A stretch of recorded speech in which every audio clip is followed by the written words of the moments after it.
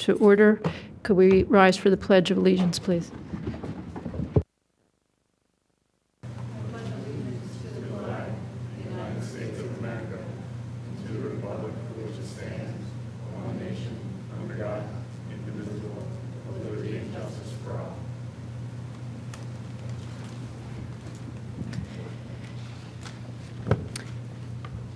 Thank you. Has the board had a chance to review the last set of minutes, which were very kindly taken by Amy Leader? I already looked at them, so. Could I have a motion to approve them? Motion to approve the minutes? All in favor? Aye. Any opposed? No, the minutes are approved. A couple of introductions. One is we want to welcome our new member to the Board of Health, Dr. Louise Fitzpatrick, among her many accomplishments, the Dean of the School of Nursing at Villanova University. Welcome, Dr. Fitzpatrick. And we are delighted to be welcoming 2 new student interns. Amy, do you want to introduce them? Yes, we are delighted to have 2 Radnor High School sophomore interns with us this year. We have Jessica Prevner and Ritvik Prabhu, and I would like to introduce them, and maybe they'd like to say a word or two about their interests and why they decided to do this. Great. Hi, I'm Jessica, and I was interested in the board because I'm interested in the health of our community and wanted to get involved more. I'm Ritvik Prabhu. I'm a sophomore at Radnor High School. I'm interested in this internship because I'm also interested in the health of this community and also the environmental, how the environment goes hand in hand with this, such as the chicken issue and the rabid animals. Yeah, that's me. We're very happy to have both of you here. Thank you. And feel free to participate, to put in your 2 cents, to ask questions. We're delighted to have you. And thank you for your assistance. I wanted to recognize, as you can see on the screen, the Skunk Hollow Community Garden received a Blue Ribbon Award from the Pennsylvania Horticultural Society. And I just think that's great. And I know there's several people here who participate in it, so thank you. And our Radnor's very own Sarah Pilling is here, who is a key member of this effort. So Sarah, thank you for all that you do for this. And so the Skunk Hollow Community Garden was selected out of 350 entries. And the gardeners will receive a sign, which they get to put there at the garden, as well as 2 tickets to the 2015 Philadelphia Flower Show. And as well, the awardees will be recognized at the flower show. So good on you. Larry Teltone, if you would give the health officer's report, please. Good afternoon to the board and to the visitors tonight. My name is Larry Teltone. I'm the health officer for Radnor Township. I want to bring your attention to 2 cats that we have under quarantine. Both had a wound of unknown origin and presented themselves with those injuries. They were not current with their rabies shots, and they are currently under home quarantine. One is on Leslie Road, and the other one is on Midland Avenue. Also, over the weekend, we had a raccoon that did test positive for rabies. He was found in the Hunt Road area of the township, and he did come back positive. In your report, you'll find under important information, is some information about Ebola, what you should know. You also find in there the Pennsylvania Department of Health interim guidance for emergency medical services, 911, what you should know about Ebola also. There's also some information in there regarding enterovirus D68. You'll find a flyer regarding Ask the Doctor, Delaware County Wellness on Wheels. There will be a Delaware County Household Hazardous Waste and E-Waste Collection event. Delaware County Walk-in Flu Shots Clinic. And also, I had the opportunity to sit in a meeting where there was a presentation regarding Give Kids a Smile Day, Give Kids Sight Day, and health insurance and behavioral health trainings. That person has a desire and showed some interest of coming to this board and talking about those programs. So that'll be forthcoming in future meetings. I'll be presenting that information to the chairman.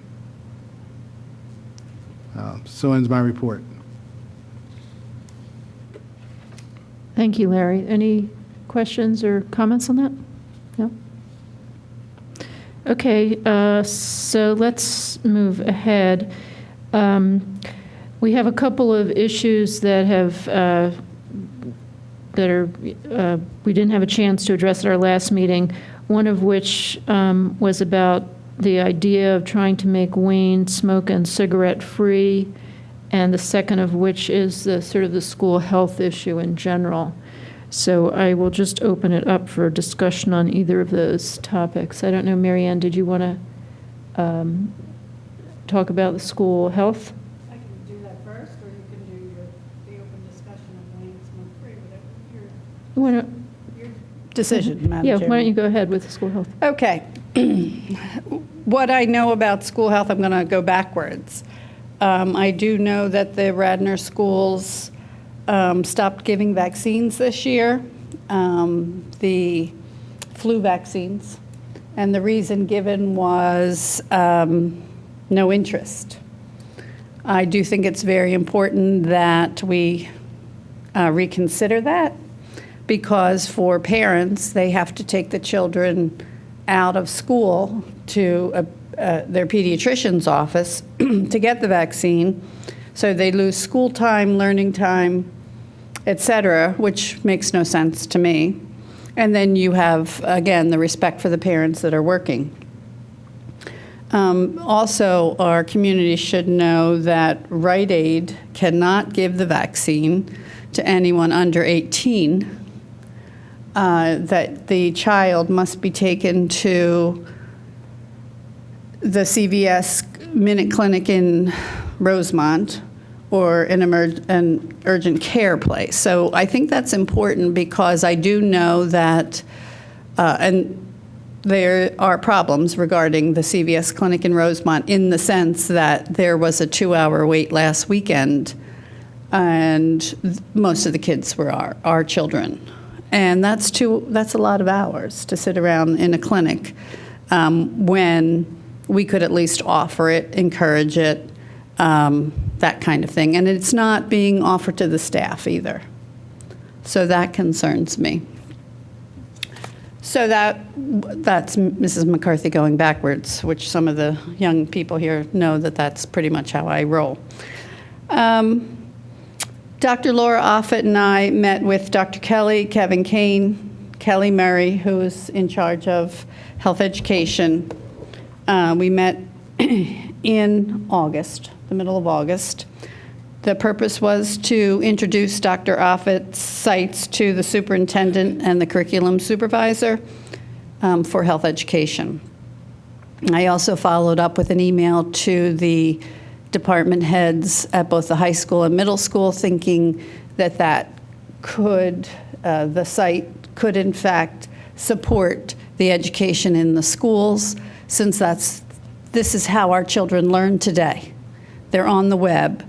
It's Real Talk with Dr. Offit, and all of the information is medically accurate, which, as you may know from a previous presentation, health education in the classroom isn't required to be medically accurate. It should be, but it's not required by the state. Since then, Dr. Offit's been invited to be a Speak Up collaborator. Remember the Speak Up that have been here? And she's met with the SAP teams, the student assistant teams. She did have a teen advisory board, which was this summer so that the teens would in fact give her input as to what they want to know about, how they want to learn it, et cetera. And they were brutally honest about things, and that was great. You all received, or the board received, she was asked to blog by the Pennsylvania Medical Society, so I asked last week that be in your packets. It was quite, I was quite proud of her. As we all should be. We have a hero in our own town, I think. She met with I find this interesting. She met with the Delaware County Suicide Prevention, and at that meeting, if you recall, they were here last year when we did the mental health. There were 2 Radnor social workers there. So you have to go all the way to another meeting, and then that caused her to be invited by the Radnor social workers, who are now interested in what we're doing right here in Radnor. I don't know what it takes to get the word out. The website is now a .com. She switched it over, so that was the email that I sent you all, that I hope that someone that's much more technologically savvy than I will change it on our website. It's, again, still non-monetized. No one's making any money out of this. We just care about the health of our teenagers, and if it goes beyond our borders, which it has, that's all that we care about. All the material's been transferred, and it's easier to read at this point. And for the record, I nominated Dr. Offit for a WEGO Health Award for a community resource. So we did do that a couple weeks ago, just because I just think that there are so many unsung heroes in this world.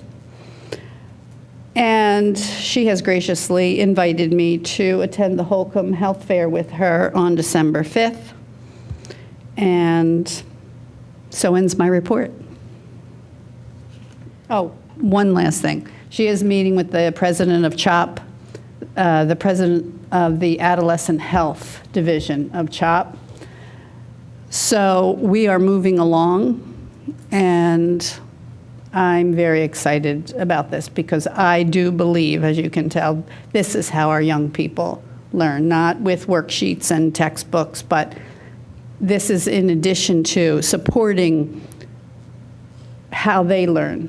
And she has had medical students helping her and interns, and so this is really taking off, and any support we, as the board, can give her, as the community, you young people in the audience, it would be terrific. So it's realtalkwithdroffit.com. Thank you. Thank you, Marianne. I also had a phone call with Dr. Kelly, and one of the things that she told me was that because our board had previously talked about being interested in sort of what's in the health education curriculum, and both how can we help, are there issues that they're discussing that we should be kind of highlighting in our board meetings, as well as how do they keep the curriculum up to date. We used the example of texting. When we looked at the behavioral risk factor surveillance system data, it showed, use of alcohol decreasing, texting while driving increasing. So, just that as an example, is that reflected in the health education curriculum? So Dr. Kelly said they're in the process of reviewing the whole health education curriculum. She was interested in the behavioral risk factor surveillance system data, which I sent her the link to the morbidity and mortality weekly report that had those data in there. So, hopefully they can use that in looking at what's in the health education curriculum. Is it reflecting what the data tell us are in fact, the risk factors? I also raised the issue that we had talked about a couple of times, which is the issue about sleep, and how, the data are quite good that, adolescents need to be getting more sleep, getting up later, and yet the way the school day is constructed, the high schools start the earliest, and how this, we have run up very quickly against this is much too big. You know, the kids have these activities after school, the sports, the lessons, the whatever. So I just brought that up as that is something that's kind of a large issue that would require probably, you know, district-wide change. And yet it's something that, in terms of a health issue, is a pretty significant adolescent health issue. And we know about it, and yet, you know, people just always say, can't be changed because of whatever. So I brought that up. And she also said that, I talked also about the mental health issues and how that's been a big concern of ours. And the district has hired a consultant, a psychologist on social and emotional health, to try and infuse that through the health education curriculum, but through other activities in all the schools as well. So that's a new resource that they're, you know, sort of bringing to bear on this issue. So, Amy, I think you were referring to Dr. Murray, not Dr. Kelly, because you kept saying she. Yes, Dr. So Murray. I just wanted to clarify that for our audience. And there has been an online survey about health issues and what they're doing, what they're not doing. That's been Dr. Offit has put out there, and all the proper ways that you correlate a study. She has that. So I'm asking the board if we could invite her back to share those results, and maybe those results should be shared with the school district as well. Why reinvent the wheel? Why redo the whole thing? Because this is at least accurate. So if the board, I'm thinking maybe March, February, March, if that's okay. That's fine with me. I won't be here. I mean, I will no longer be on the board at that time, but it's fine with me. And thank you for the correction. Other input on this issue? All right. Well, in the one other thing for old businesses, I just want to mention that I did go to the traffic meeting and present our, you know, letter supporting improved pedestrian crossing related to the walking trails and connecting the friendly village of Wayne with the walking trail. So, you know, they were appreciative of that, and they will most likely be putting up a light there. And they will keep us posted on that.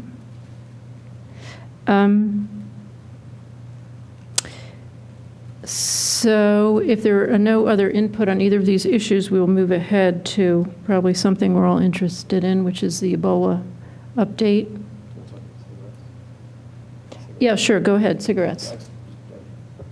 Just trying to start the discussion. I think we never got to that last week at the meeting, or last month at the meeting. And I didn't know if there was a consensus yet on the board of what people thought about. Is it, you know, about smoke-free environment all throughout Wayne? Is this for just for outdoor eating, for the business area, the business district, or is this more of a another issue as far as all sort of outdoor public smoking, much like the city of Philadelphia has in front of buildings? I didn't know if we had anybody had a thought on that. I think the idea was to open it up to consider all of those issues. I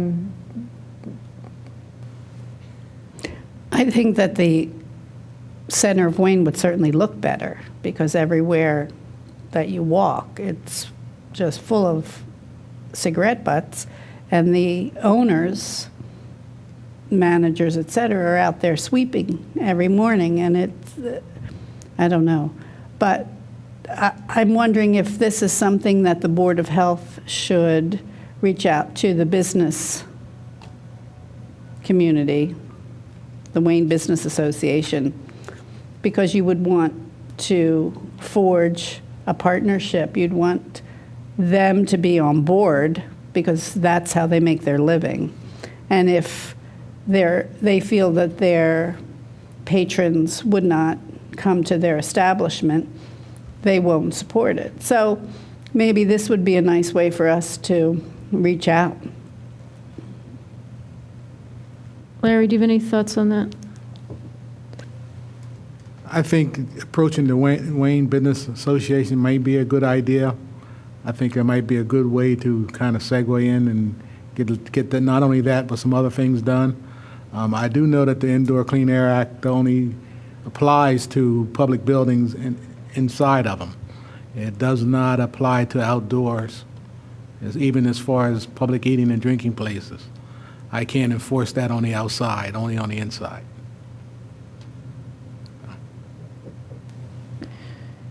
Is there someone who would like to do that? I mean, I'm happy to do it if no one else wants to.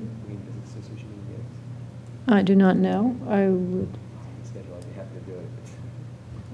So would you like to at least explore that and just let me know if it's something that you can't do, maybe I can do it? Absolutely. If I can find some information about the Wayne Business Association when they meet, I'll be happy to attend their meeting and speak to someone there.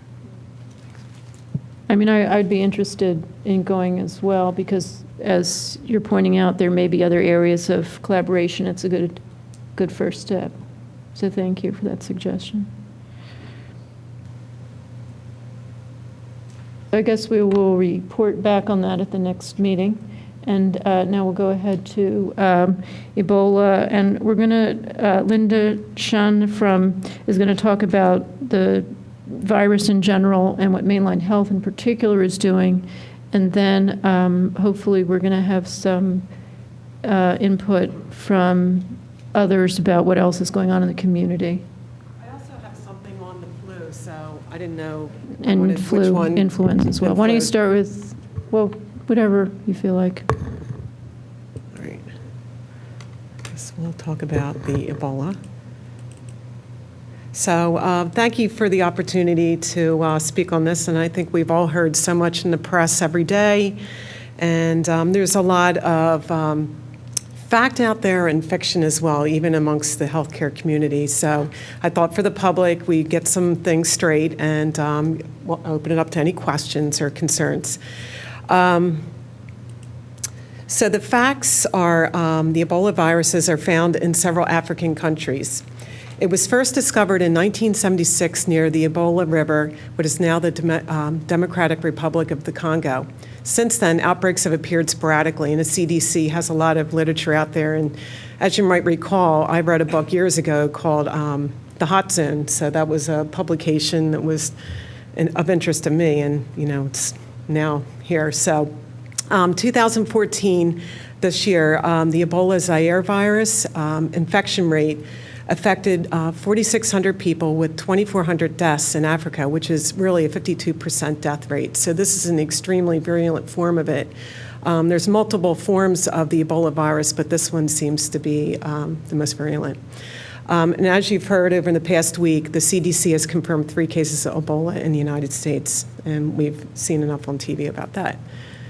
So unlike colds, the fact is Ebola does not spread easily.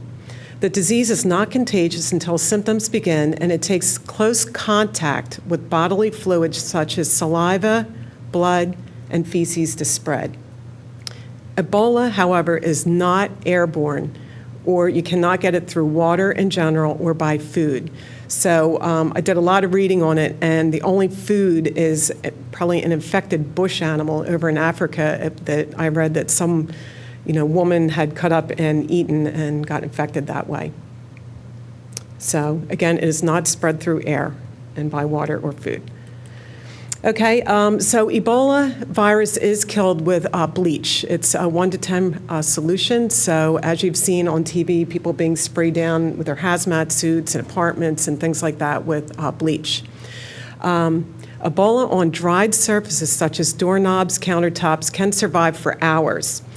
And in bodily fluids, it can survive up to several days at room temperature. So that's the area of concern, especially with the healthcare workers that may have contracted it that way.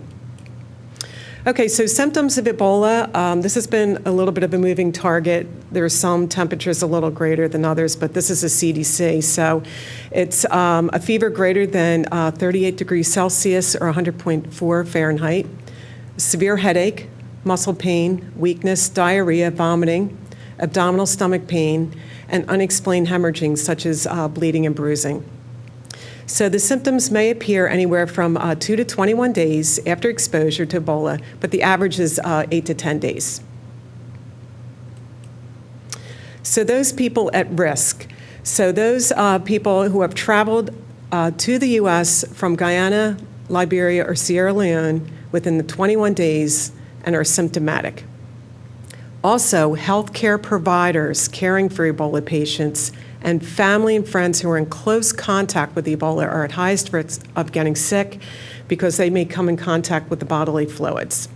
So, the public needs to be, understand that it really is the healthcare workers at highest risk, as well as people that are in direct contact with those that have the Ebola virus.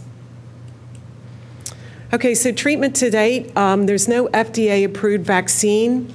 However, the NIH National Institute of Allergy and Infectious Diseases is working on developing an Ebola vaccine.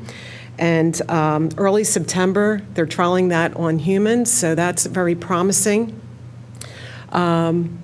So right now, if there was an Ebola patient, what we would need to do for best survival is really provide IV fluids, maintaining oxygenation and blood pressure support, treating other infections if they occur.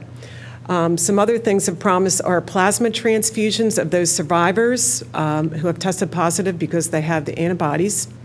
And then this ZMapp is a vaccine that's going to be pushed through pretty quickly, and they expect in early 2015 to start using that vaccine against the Ebola virus. It's called ZMapp.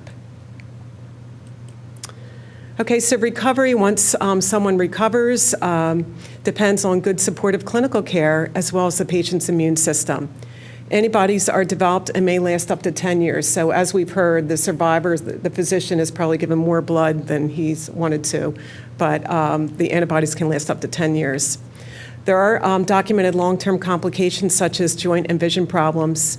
And then once someone recovers from Ebola, they no longer can spread the virus. However, it's been found in semen up to 3 months after recovery. Okay, so what's going on in our community? Mainline health system specifically, which includes Paoli, Bryn Mawr, Lankenau, and Riddle hospitals.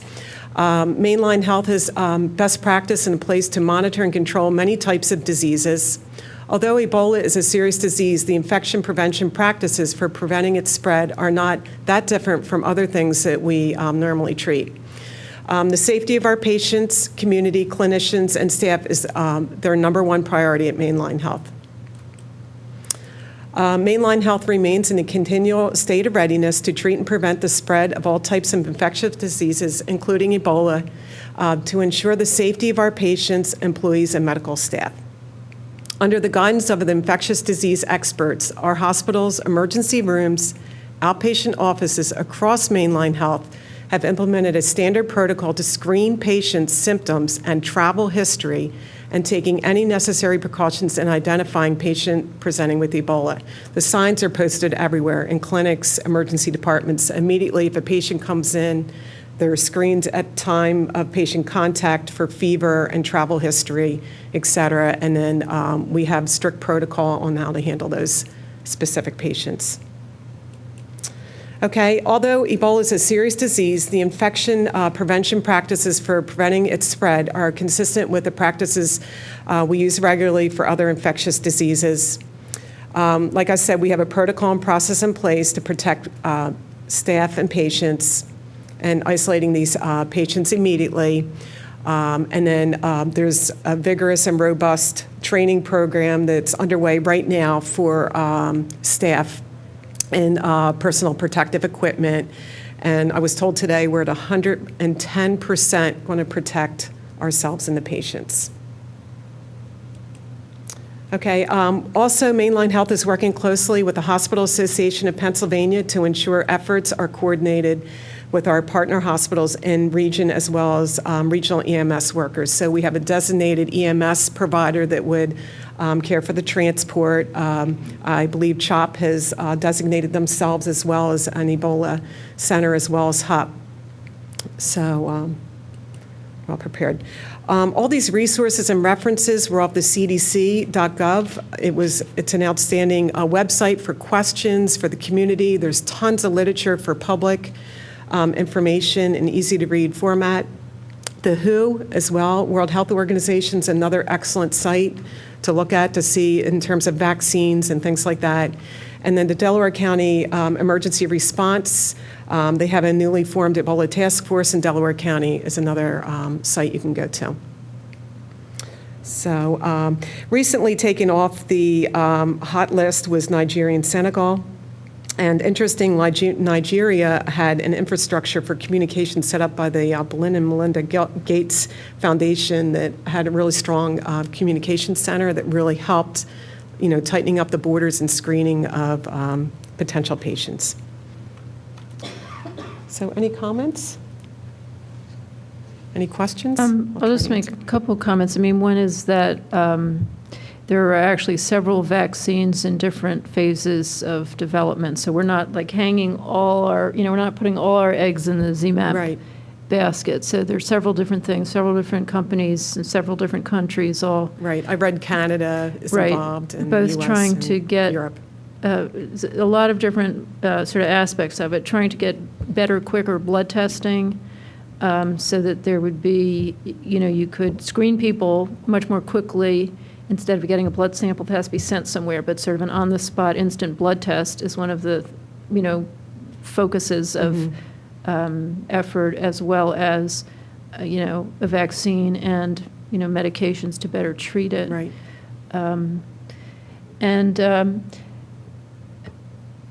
The CDC is also having several live teleconferences every week with all different entities, hospitals, clinicians, nurses. There was one last week with the American Nurses Association members and CDC, all at which time people can ask things. And one of the things I've been on a couple of these. I mean, one of the interesting things on the nurses one that I was on was that there were a lot of nurses who were calling in about both home care, all the different ways that nurses go into the home, and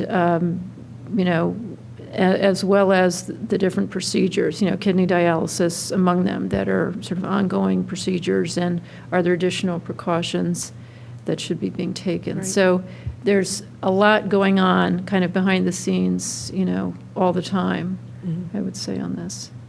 Okay. And I have a representative, Mary Kate from Mainline Health. Anything you want to add? Okay, great. Okay. Any other questions? Yeah, Yes. I'm just going to add one other thing because as a veterinarian, we've gotten a lot of questions about. Thank you for bringing that up about the dogs and cats. Yeah. They would literally have to have the fluid from bodily fluid from an infected patient on them in order to transmit. So just like you alluded to at the beginning, there had to be a pretty extreme case where there's usually an animal that starts it, believe it or not, like some of the bats in Africa. Correct. They're the reservoir, I understand. Yeah, and so you'd really have to, like you said, kind of eat them right. before anything would happen. So as far as in the United States, though, a person's not going to give it to a pet and then the pet give it to somebody else unless there's direct bodily fluids all over the animal. So just to kind of give everybody a little info on that, and you can go to avma.org to get more information. That's the American Veterinary Medical Association website. So. Right. I was reading over the weekend about there's not been any documented dog or cat Ebola cases in the U.S. And actually, we have a number of people that call us because we work with non-traditional pets too, and again, even those, there are no issues unless you have a non-human primate as a pet, which believe it or not, there are some people out there that actually do have those, but we don't see them, and here's a great reason why.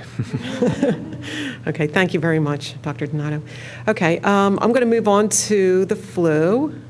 I just wanted to add one thing, which is one of the most basic things people can do for their health is to be getting their flu vaccine. Thank you. So.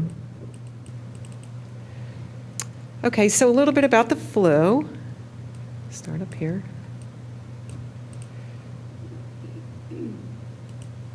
Okay, so we're currently in the flu season right now, and I just wanted to give some information regarding the flu. So some flu facts. Annually, it's estimated that in the United States, on average, 5 to 20% of the population gets the flu, and more than 200,000 people are hospitalized from seasonal flu-related complications. As we know, flu seasons are unpredictable, and they can be mild or severe. So between 1976 and 2006, estimates of flu-associated deaths in the United States range from a low of 3,000 to a high of about 49,000 people annually. Here? Yes. So when will the flu activity begin and when will it peak? Well, the timing is very unpredictable, and it can vary, like I said, season to season. It most commonly peaks in the U.S. between December and February. And flu activity can begin as early as October, right now, and continue to occur as late as May. Okay, so a person with the flu can infect people 1 day prior to symptoms and 5 to 7 days after being sick. And usually this is spread through coughing, sneezing, through droplet particles. Okay, and I think we know the signs and symptoms of the flu: fever, cough, sore throat, runny nose, muscle, body aches, headache, fatigue, tiredness, and some people may have vomiting and diarrhea, though it's more common in children than adults for vomiting and diarrhea. The CDC recommends yearly flu vaccine for all persons 6 months of age and greater. The flu mist can be given at ages 2 to 49 years old. And a flu shot's recommended for people over 50 years old and older. Flu shots are approved for pregnant women and people with chronic diseases. So just being pregnant or having a chronic medical condition does not exclude you from getting the flu. It actually puts you at higher risk if you get the flu with a chronic health condition. It takes about 2 weeks for the flu shot to become effective. So timing's important. So you want to also talk to your doctor before getting the flu shot if you've had an allergy to eggs, a history of Guillain-Barré syndrome, which is a paralytic disorder, if you're not feeling well. And some contraindications for the nasal flu mist would include some children with asthma, pregnant women, and chronic medical conditions. So you want to speak to your doctor. Okay, the myth that I hear often is the flu shot gave me the flu. And how many times have we all heard that? I got the flu shot, not the flu. Well, remember, it could take up to 2 weeks to get the antibodies for the flu vaccine. So it may be that window where you were exposed and the flu shot did not work. So we want to dispel that myth. Okay, so some flu prevention that we can all do. So we know to stay away from people that may have the flu and who are sick. And when you're sick as well, you want to stay away and isolate yourself. So you want to stay home when you're sick. Don't try to get yourself to work. Don't go out and run errands. And really stay home. When you sneeze, you want to cover your mouth and nose with a tissue or cough into or sneeze into your arm. And you want to just prevent those around you from getting the flu. Okay, you want to avoid touching your eyes, nose, and mouth, because if you touch a surface that may have the flu virus and then touch your eyes or mouth, you're at risk for getting it. And then also in flu season, you want to practice good health habits. So, you want to clean and disinfect your work environment. If you work in an office, that sort of thing, you want to come in and maybe clean the phone, the surfaces with maybe some Clorox wipes. You want to get plenty of sleep. Be physically active, manage your stress, of course, drink plenty of fluids, and eat nutritious food. Okay, and the most important thing we can all do every day is clean our hands. So you want to wash your hands often, and if soap and water are not available, use an alcohol-based hand sanitizer, which is the next step in prevention. And when you wash your hands, you want to try to wash your hands for at least 20 seconds with soap and water. Okay, so some flu shots that are available. So we just talked about Rite Aid, so I'm surprised. But anyway, Rite Aid's giving flu shots. They accept Medicare and most insurances, and that's right up in Wayne.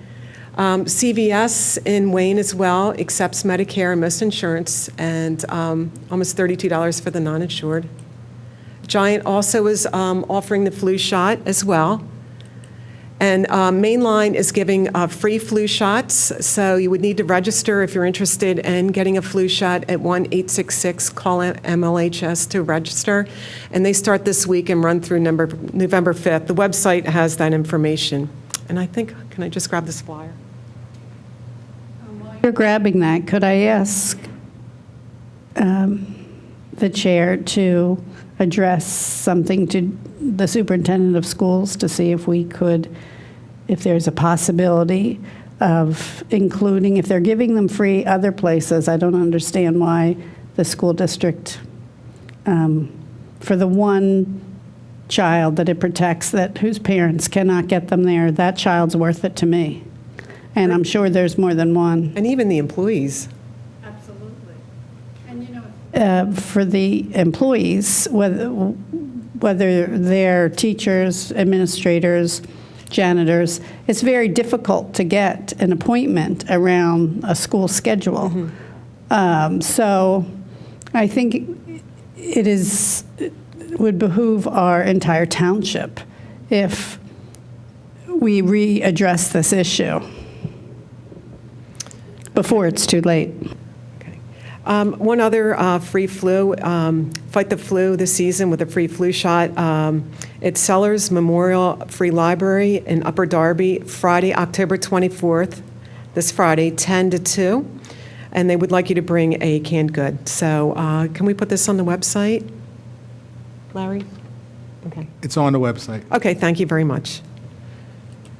Okay, another great resource, I got most of this information was from the CDC. .gov/flu.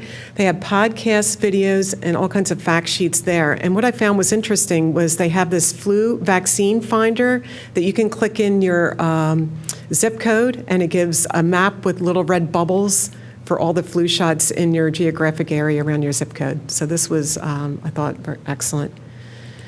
So be proactive. You're the best advocate in preventing getting the flu. All right. I mean, I just want to add that people also, in fact, maybe primarily should be getting the flu vaccine at their usual source of care. Thank you, yes. Okay, perfect. So, most pediatric and family medicine practices are running special flu clinic hours that include evenings and weekends. Dr. Foreman, Yes. you want to? Very busy weekend giving flu vaccine this weekend. I gave a number of them this weekend for flu clinic. And I second your flu awesome talk. Thank you. All right, thank you. Any questions? I'm from the school district, and I'm the school nurse representing Kevin today. And we did decide to not offer the flu vaccine this year because we have minimal interest. I think the school population might be 3,500 students, and I don't even think we get 100 students a year who sign up for the flu vaccine. Also, it's not free. It costs $35 a person for the the providers that we've gotten in the past, and it's $30 for the shot. So it doesn't provide the flu vaccine for children who would be in need and who wouldn't have the resources to pay that. So we just felt that with all the readily available sites within the community, that children would be able to get the flu vaccine at their provider, their healthcare provider, or also at CVS, the Minute Clinic, the urgent care centers. We did not know this. I will admit that the nurses did not know that in Pennsylvania, pharmacists are not allowed to give the flu vaccine to children under 18 years old, but that there has been a bill proposed in the State House, and that is expected to pass. So next year that will be available. We did have extended discussions about whether or not to offer the flu vaccine this year. So, maybe next year we can revisit it and see what we can do. But like I said, the percentage of children that participated in the flu vaccine clinics are so minimal. And it wasn't reaching actually a population that would not be able to go to their health care provider, maybe not have the resources to pay for it. And also, because children and actually staff have to put the money out, a lot of people, every year, it was getting less and less because you can go to all these other sites and just offer your insurance card, and you don't have to put the money out. And a lot of staff members have stopped coming to us when we've been offering it because of that also. So we did have extensive discussion about it. We didn't decide not to do it, very readily. And maybe we could discuss it and revisit it for next year. Yeah, So, because you would really want the high-risk yes, pediatric population, correct? To be able to Maybe get it, doesn't have the so. means to get the flu shot. But that wasn't available at school for us. It did Right. cost. It was a fee of $35 for the mist, which most children opted to get. It's the mist. Right. So My question for the Radnor students, and possibly you can help me and Dr. Foreman, what about the students in K-12 that cannot afford and their parents aren't taking them? Right. So they're just slipping through the cracks, and I don't feel we're addressing that. Well, the Pennsylvania Department of Health did in the past offer flu vaccines for free, but it was my understanding that this year that they didn't have it this year. So we would offer that information as to where they can get flu vaccines. Usually we'd have to go to one of the health department centers. But this year, it was my understanding when I talked to the Department of Health rep that they were not offering it this year, because we looked into that before we decided what we were going to do, and that was not being offered for free this year. So it's something I guess we'll have to revisit next year, see what's available, what's being offered, see what the Department of Health is offering. So Just historically, because I was involved in getting them offered in the schools in the first place. I mean, initially they were offered in the schools because it was, as a new thing for pediatric and family medicine practices, it was overwhelming for them to all of a sudden be giving this additional, service to every single one of their patients. Since since flu vaccine has become now a standard recommendation for everybody 6 months of age and older, pediatric and family medicine practices have ramped up and have figured out how to run the special clinics and do things to be able to offer it on site. In addition, part of it, the funding issue, I mean, Montgomery County, for example, with their health department, they have, allocated county funds. They, Montgomery County taxpayers are paying for a certain amount of flu vaccine to be delivered free to Montgomery County residents. I mean, Delaware County hasn't done that.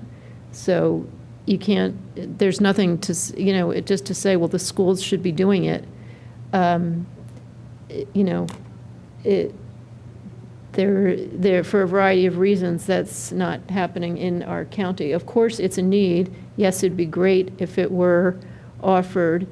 I'm sure you're right that there are some people falling through the cracks for this and other needed vaccines.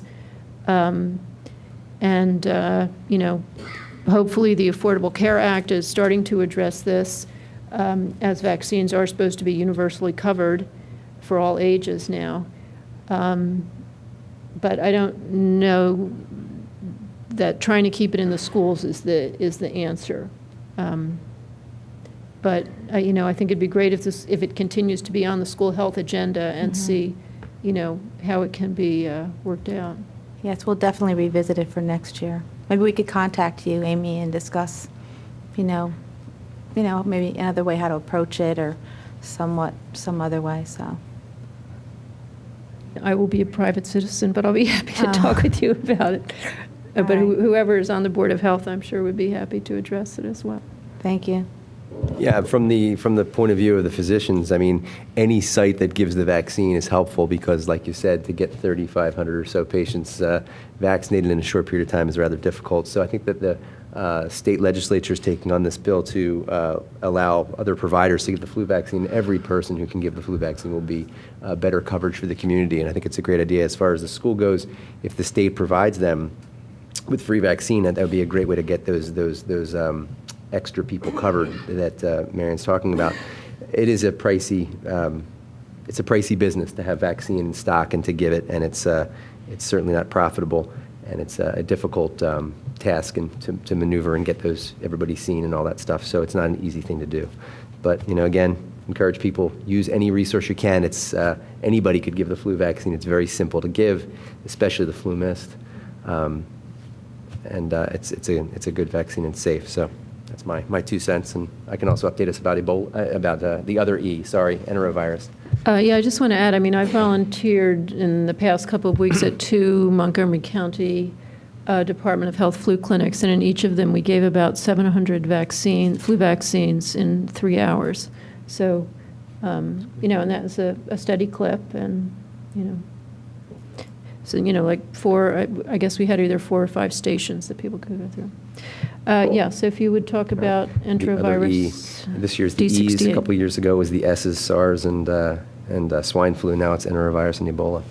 So enterovirus D68 is, I had spoken a couple weeks, last month's meeting on, is a respiratory virus that's relatively common this season.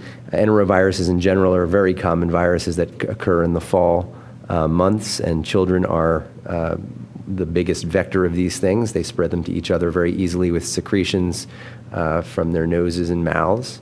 Their typical symptoms would be fever and body aches, as well as cold symptoms, coughing. There are some GI symptoms involved with these as well. Enterovirus 68 specifically, although it's been known about since 1962 and has had a regular number of cases each year, it wasn't the dominant strain any of the seasons, and this year it seems to be occurring more often, or at least identified more often, and especially with some children who are having more severe illness. The numbers have remained fairly steady for the last couple of weeks. I think no big changes, other than it's been determined that it's been in other states other than the Midwest where it originally was found. Children who are most at risk, or people who are most at risk, would be people who already have respiratory issues or problems like asthma and other chronic diseases. And as always with any virus, we encourage parents to contact their doctor if their children are having, difficulty breathing, fast breathing, wheezing or severe coughing, and also with, prolonged fevers. These are the typical symptoms that children get in trouble with any virus, but also with this enterovirus D68. I don't think there has to be a lot of alarm or paranoia about the virus itself. The news tends to make a lot of these things, but there are many viruses that are much more common and just as dangerous in the community at all times, including the flu and many other things. So it's important for us to be careful, of course, getting a flu vaccine so we're not confusing enterovirus D68 with the flu, and also washing our hands and keeping our hands away from our mouths and noses, like we said about the flu. The same thing spreads these viruses as well. Amy, I have a question. I saw that clip on Dr. Evedian having a meeting, and I think I copied Larry on that as well, did I? Do we know about a meeting that he's conducting? Did you? Yeah, I thought that you were talking about the meeting that where they created the task force. That was last week, I think. Okay, I just wanted, okay. Yeah. But you did get that? Yeah, I didn't attend it, though. Okay. Okay, thank you. Amy, if I may, I think one of the really great services you folks provide is this discussion you've just had. First of all, if you would listen to the public media and the 24-hour news cycle, which is probably the biggest terrorist organization operating in the United States at this time, you would believe that Ebola was the end of the world, that we're all going to die tomorrow. The discussions you've just had contextualizes that so well. And hopefully anyone watching this meeting will recognize that, and they don't need to, live in a shell to protect themselves from the scary Ebola. And I thank you for that. Thank you for that comment. Did you want to talk about sort of township township response regarding Ebola, or? We're still in the planning stages right now. Okay. So too early for commentary. Okay, so feel free at, the next meeting, or, to let us know things the public can and should be doing. Okay, thanks. So we'll move on to Laura Betterman. Am I pronouncing that correctly? From Premier Urgent Care. Laura is coming up to the podium, I'll just mention that Dr. Madeline Saldivar emailed me, and she unfortunately has to leave the Board of Health. She has a work commitment that's going to be every Monday, so she has to leave. So there's a vacancy. If people, now, one of the ways I'm going to take some credit for recruiting Louise to this board. I mean, I sort of thought about, well, who would I like to see on the board? And I emailed the various health professions at all the universities and colleges in the township and said, there's a vacancy on the Board of Health. Is there anyone from your institution? Because I thought it'd be great to have some of that sort of institutional representation. And Dean Fitzpatrick bit, and here she is. So, that was sort of one of the thoughts I'd had about, like, who would we like to see on the board. So I would encourage all the board members and the public to think about who would you like to see on the Board of Health, and to have those people. Would they email you, John? No, they would send the information to Bob Zinkowski. Okay, so then you would Right. email. And in addition, I believe we have at least 2 members who have completed their 2 terms. Right. So I'll we'll be actually rotating have 2 off. more. Yeah.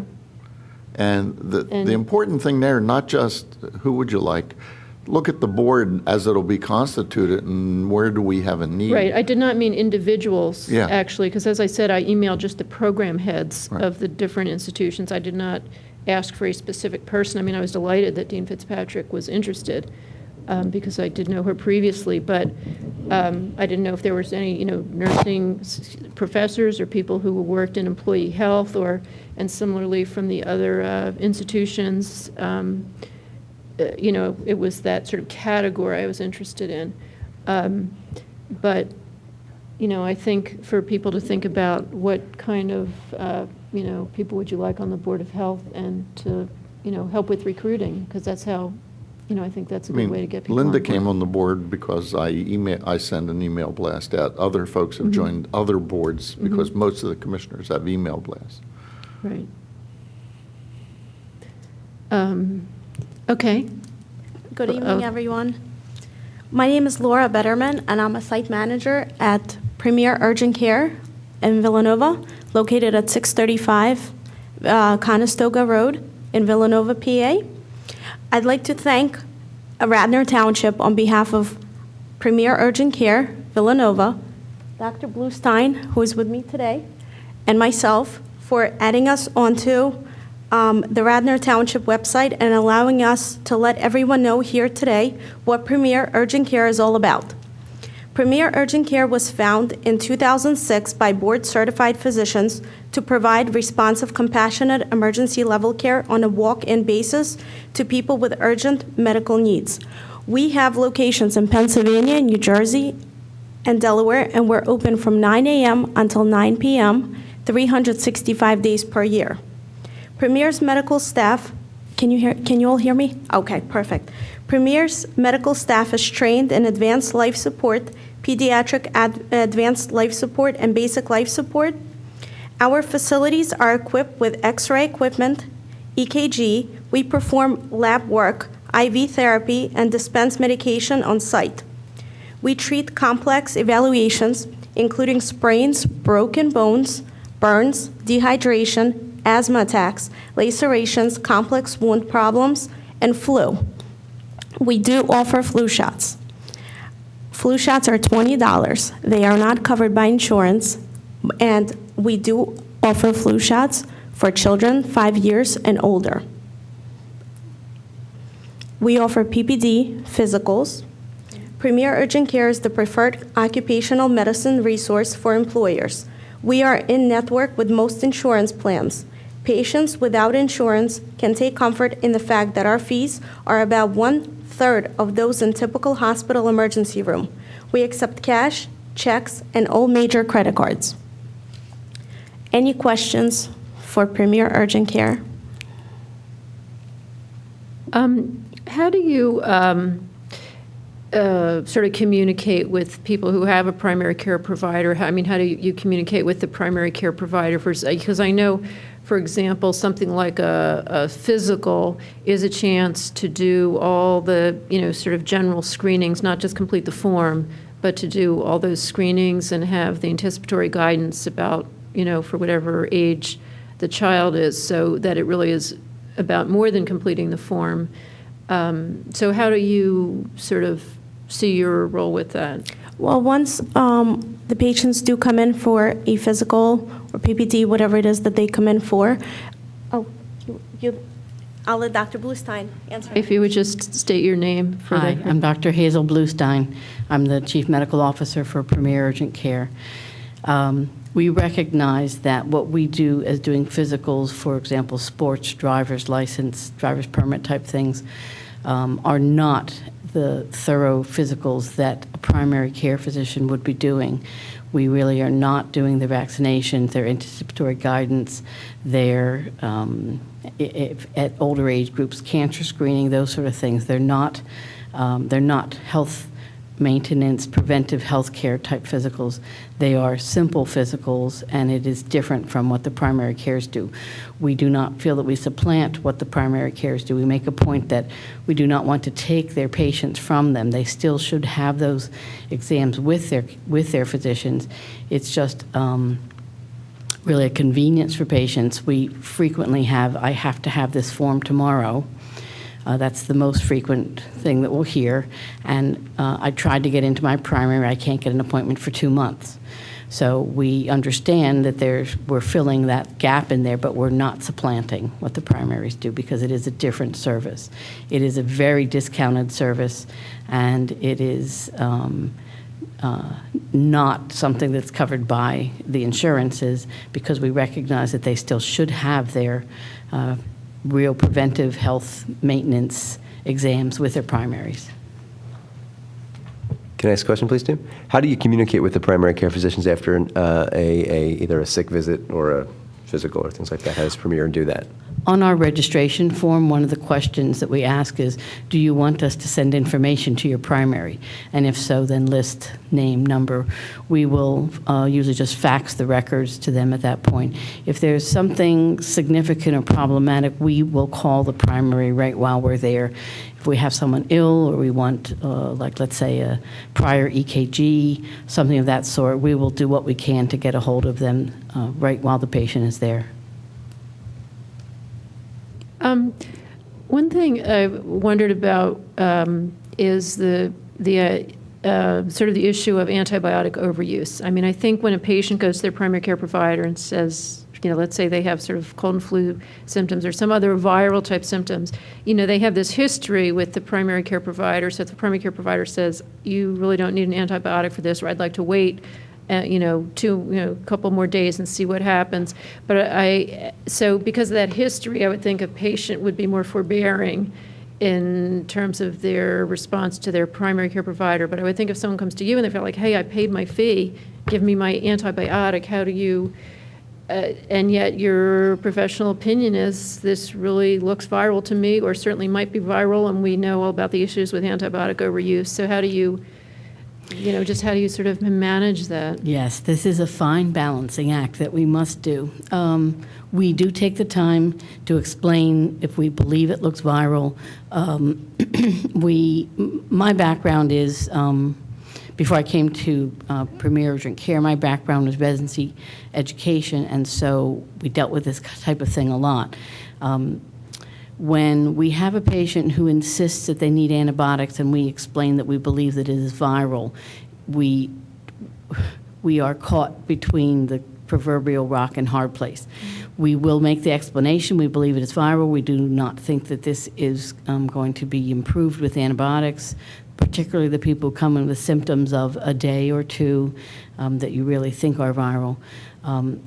We talk about this with the providers. We have monthly education meetings with the providers. This is a topic of frequent discussion. And everybody does what's a comfort level for them. Some will just say, you don't need this. If you worsen in the next 4 to 5 days, come back and it can be seen again. Some will say, here's a prescription, do not fill it. And some of us, I know, I will write hold in large letters on the back as a reminder to them to not take it. And if your symptoms worsen in the next several days, then you may fill it. They may choose what they wish to, but we make the effort to tell them about antibiotic overuse and its risks and dangers, and people will make their own decisions. But you do get the patient who says, I don't want to have to come back in 3 days and pay another copay and take the time to get another exam, and then have you say, oh, okay, now you need antibiotics. So it is a difficult topic, but we do address it pretty straightforward with patients. I have a question. You said when you started your talk that you're up on the website. Is it possible, or would the board agree that it would be helpful to the community if we listed that they gave flu shots from 9 to 9 for $20? So at least they know not to go sit in Rite Aid and wait, or CVS for several hours. And I can tell you our wait times are in the 20 to 30-minute range for something like a flu shot.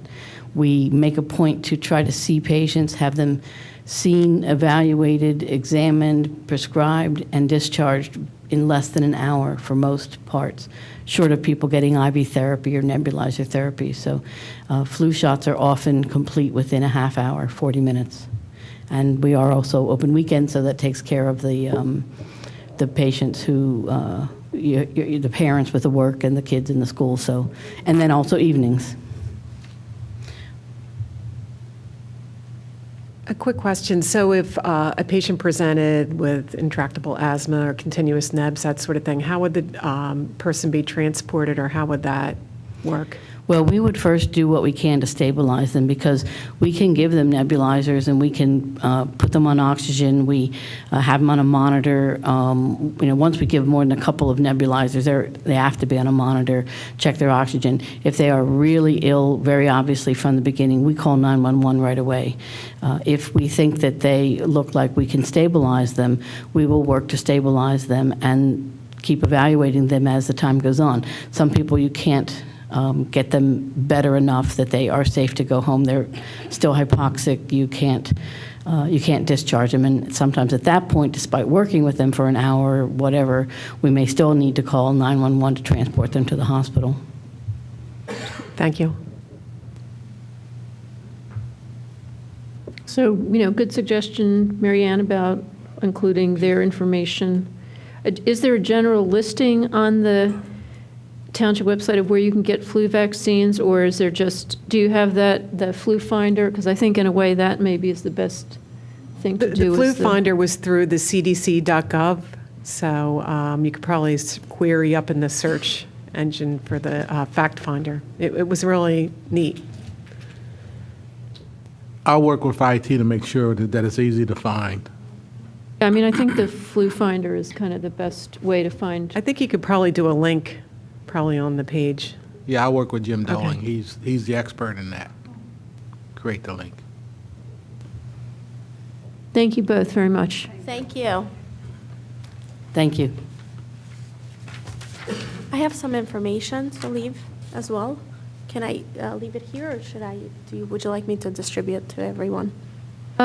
You could distribute it and make sure the two people taking the minutes over there have it as well, so they can include it in the minutes. Yeah, and if she gives it to me, I'll scan it in and send it to the board. Thank you. Thank you. Is there any, I see we have several members of the public here. Yes?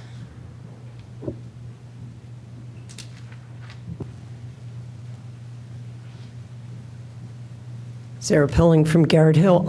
If you're going to do something with Wayne about cigarettes, don't forget Garrett Hill. Today, when I saw the agenda, and of course we're very proud of the Skunk Hollow Community Garden, I started to think about it from a public health standpoint. So I thought I'd give you a little bit of information. It gets people outside and getting exercise, and to reassure you, there are lots of hats being worn.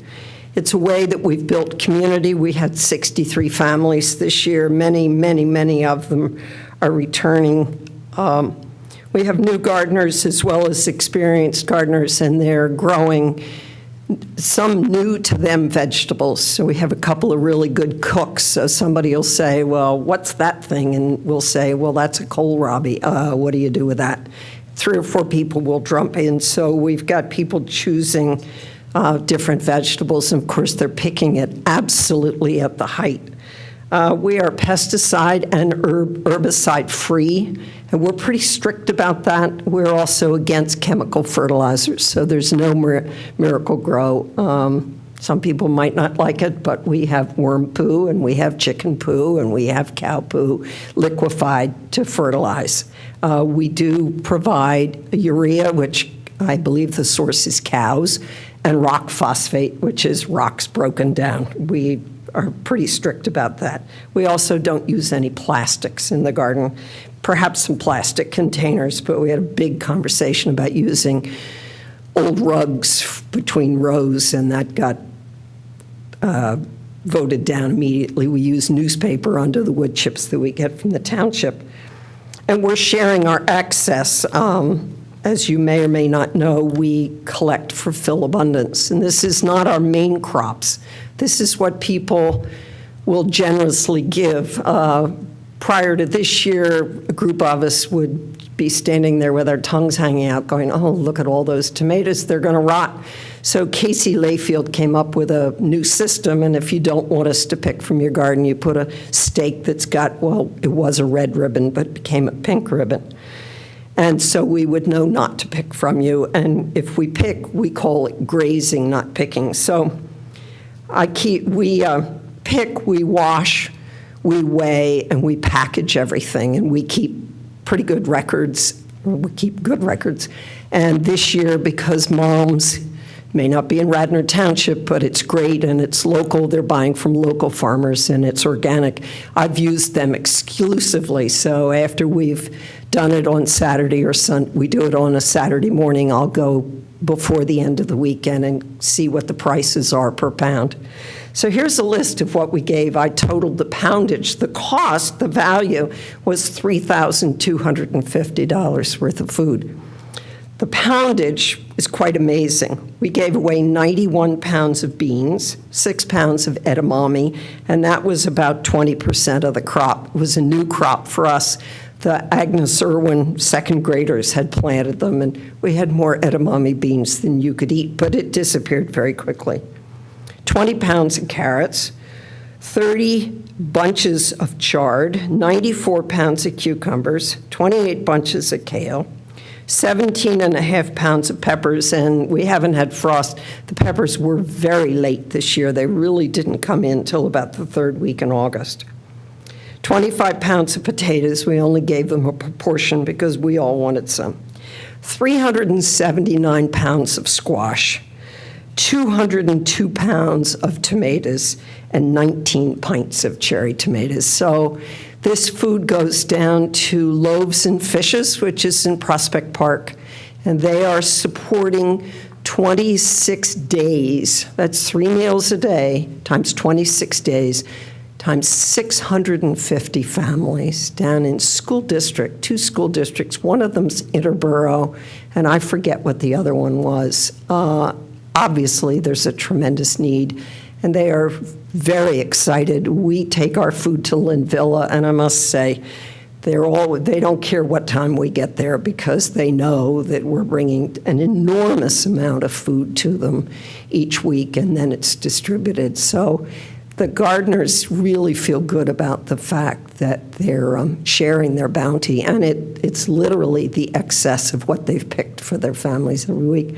Ritvic is one of our finest gardeners who has really led us to being organic as we can be, and he pretty much reminds us if we begin to lapse a little. It has been an education, and I really do believe that one of the things we've done is to educate our gardeners who are property owners that if you see a sign of disease, you do not need to whip out a pesticide or an herbicide. We're trying to teach them to examine their plants, to pick their bugs, and everybody has whatever they want to call it. Mine's called the death chamber. It's just a bottle of rubbing alcohol, and I pick the bugs off and throw them in the alcohol. But we're just really talking about using far less pesticides and herbicides, and I hope it is leaching over into their household handling of these toxins, because they really are a lot more toxic in a cumulative fashion. I remember years ago when I had a greenhouse, and I used to wash my plants in the fall with malathion, and I didn't wear gloves. I didn't, my kids were around it because it was a non-subject. We're talking about the 70s, and nobody really knew and nobody really cared. So, and the other thing I wanted to tell you for us oldsters is the Rite Aid, which is in Bryn Mawr, has the extra strength flu vaccine for seniors, and I only had to wait for 10 minutes. Thank you. Thank you very much. Ritvik, do you want to comment? First of all, I'd just like to say that this program is one of the loveliest programs I've ever been a part of. I joined 2 or 3 years ago, and I really had no clue about gardening at all. And now I've learned so much. The amount of knowledge in this program is amazing. Everyone shares what they know. They share their vegetables. And I'd also like to say that a lot of the food that we do grow does not just go to fill abundance. It goes to our friends and family. And we collect information at the end of the year about how much of this was given to other families. So perhaps, Mrs. Pilling, you could share that information when we collect it this year. So yeah. Thank you. I'm part of the little mini community garden in Garrett Hill, which also Sarah Pilling is major energy source of. So thank you. And I don't know what to do with kohlrabi, so I'm going to find that out.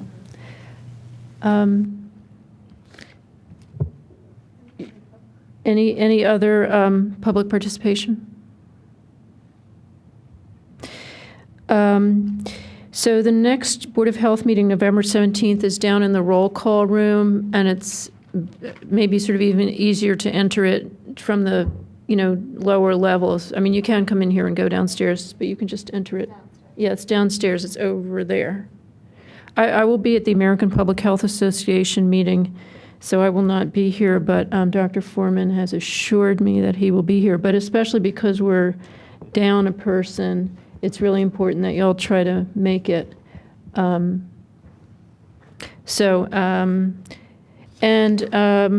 announcement, Wednesday, November 12th, 10 to 11:30 a.m., Mainline Health in their Community Health Services building, 933 Haverford Road, is presenting a program on human trafficking.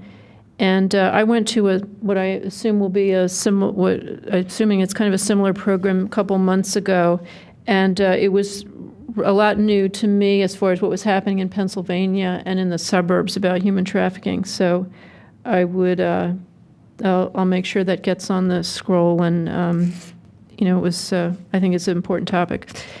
Also, I was asked to make sure that you all know that the Delco Medicine Drop has multiple locations, including here outside the police officers' entrance, where you can drop off medicines, sort of the brown bag, get rid of medicines, because they shouldn't just be flushed down the toilet, because then they get into the, the general water supply. So I think that's it, and we will follow up about the Wayne Business Association, and I think that's it. And we'll probably have updates on flu, what's happening with flu at the next meeting for sure. So thank you all very much, and I will declare this meeting adjourned.